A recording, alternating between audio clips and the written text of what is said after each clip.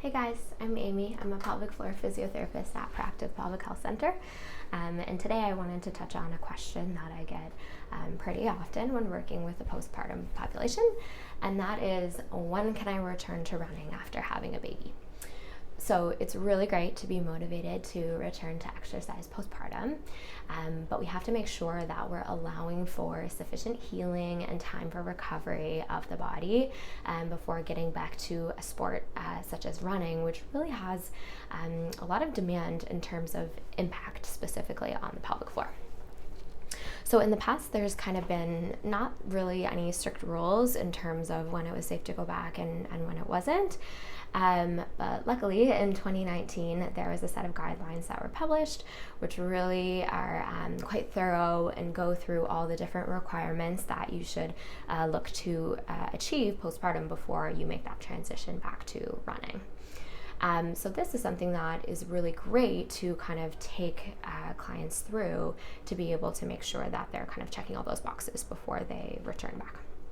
So as part of the guidelines, the first bit is just really, time that passed.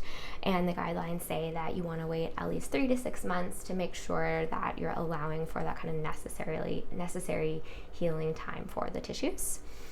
And then beyond that, there's an assessment for strength of the legs, there's an assessment for strength of the pelvic floor, and then what I wanted to talk about in a little bit more detail today is the assessment of load and impact management.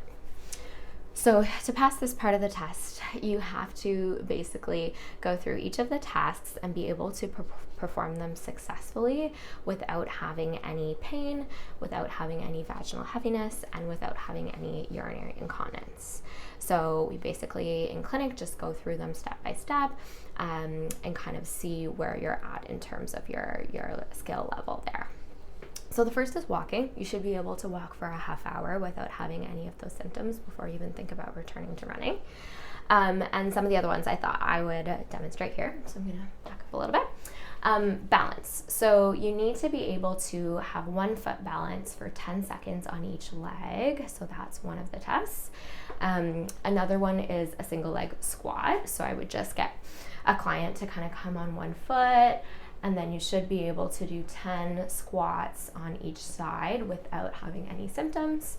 Another one is jogging for a minute, so you should be able to jog on the spot for 1 minute with no symptoms. And another one would be hopping on 1 foot, so 10 hops on each side with no symptoms.